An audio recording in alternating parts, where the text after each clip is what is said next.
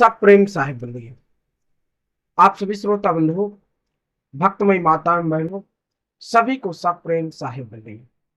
बंधुओं, सदगुरु कबीर साहब के विषय में आप जानते हैं और समझते भी हैं कि सदगुरु कबीर साहब ने भ्रम और पाखंडवाद इन सभी पर जोरदार प्रहार किया था।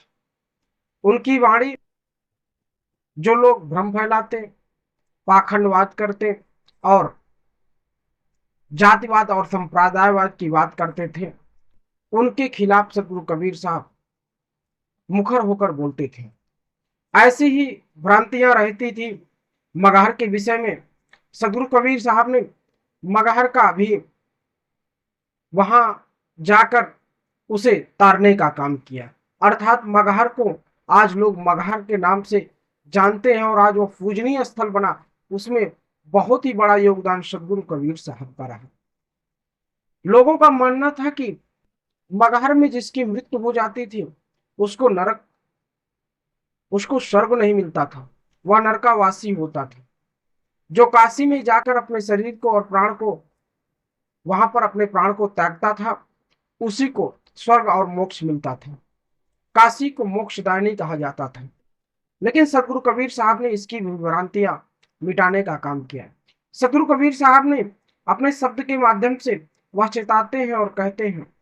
बीजक में सदगुरु कबीर साहब ने कहा है, समझाते हैं, और उन्होंने कहा क्या है आप समझिएगा कि लोग तुम्ही मत के भोरा, जो पानी पानी में मिल गयो, त्यों धुरी मिला कबीरा। जो मथली को साचा व्यास, जो मैथल का साचा व्यास, तो हर मरण होए मगहर पास। मगहर मरे मरे नहीं पावे, अंतय मरे तो राम न जावन। मगहर मगर करे सो गदहा होए, भल प्रतीत राम सो खोए। आगे कहते हैं सदगुरु कबीर सिंह कि क्या काशी क्या मगहर ऊसर, जो पर हृदय राम बसय मोरा। जो काशी तन तजय कबीरा, तो राम कहूं कौन निहोरा। आप सदगुरु कबीर साहब की वाणी को समझोगा, उसको समझना भी है और वो आपको अपने मन में बिठाना भी है। सदगुरु कबीर साहब कहते हैं कि लोग कितने भ्रम में हैं, वह पाखंड और ब्रह्मवाद में जी रहे हैं। सदगुरु कबीर साहब कहते हैं, तुम सबसे बड़े ज्ञानी कहते हो, लेकिन आप बहुत भोले भाले हो। किंतु जिस तरह जल से जल को अलग नहीं किया जा सकता, उसी तरह कबीर को, जो राम स्वरूप है, आत्म, उस राम स्वरूप में जो मिल चुका है, उसे अलग नहीं किया जा सकता। अगर तुम लोग मिथिल के अर्थात मैथिल के सच्चे पंडित हो, तो तुम्हें भी मगहर में ही प्राण त्यागने चाहिए। सदगुरु कबीर साहब कहते हैं कि जो लोग यहाँ के सच्चे ब्राह्मण हो, ज्ञानी हो, उनको भी मगहर में ही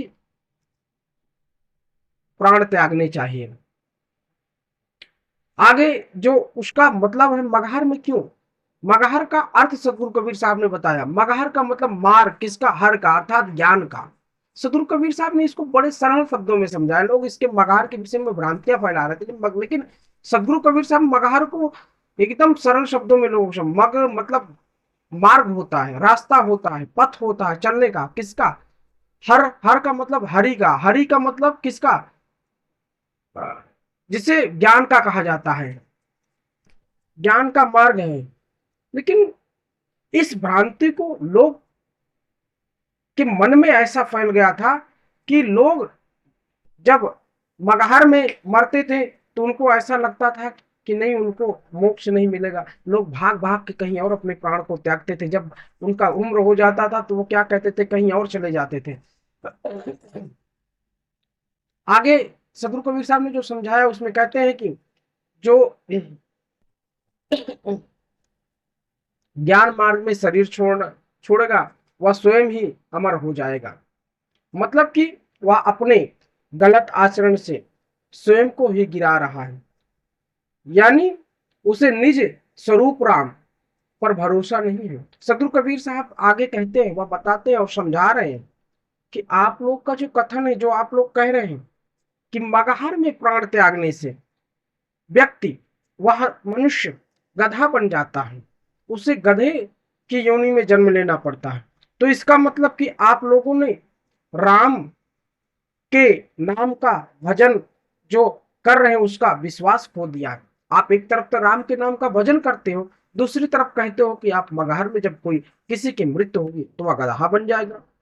क्योंकि अगर मेरे मन में लगातार आत्मा राम बसा हुआ है तो फिर मेरा शरीर काशी में छूटे अथवा मगहर में, उससे मुझे कोई फर्क नहीं पड़ता और ना कोई फर्क पड़ेगा, क्योंकि मेरे हृदय में तो राम निवास करते हैं। अर्थात यदि मुझे उस ऊसर और बंजर भूमि में भी शरीर छोड़ना पड़े तो कोई बात नहीं है। सदगुरु कबीर साहब आगे कहते हैं कि जो लोग यदि कथित काल्पनिक मुक्ति हेतु जो कल्पना करते हैं ना कि उनकी मुक्ति हो जाएगी, वह काल्पनिक होती है कि काशी में ही निवास करके शरीर छोड़ूंगा, तो फिर उसके मन में जो आत्मा राम से लगन अथवा भजन का क्या लाभ होता है। कहने का अभिप्राय यह भी है कि जब सदगुरु कबीर साहब जी पूरे जीवन अंधविश्वास और सत्य ज्ञान का उपदेश दे रहे थे तो अंतकाल में वह कैसे उसी अंधविश्वास में पड़े रहे थे।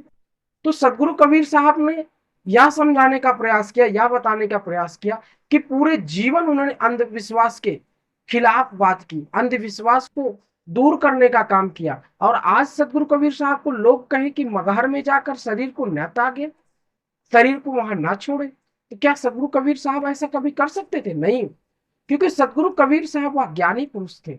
वह जानते थे कि अगर वह भ्रांतियों को दूर नहीं करेंगे तो वह प्रथा चलती आएगी, चलती आएगी। सदगुरु कबीर साहब ने ऐसे कैसे अनेकों अनेकों प्रथाओं को खत्म करने का काम किया। सदगुरु कबीर साहब ने जाति धर्म और ऊंच नीच के भेद भाव को खत्म करने का काम किया। आज सदगुरु कबीर साहब की ही देन है, सदगुरु कबीर साहब की ही विचारधारा है कि लोगों में आज जिस प्रकार से मानव प्रेम बढ़ रहा है, मानवता बढ़ रही है, उसमें कहीं ना कहीं सदगुरु कबीर साहब का बहुत बड़ा योगदान है।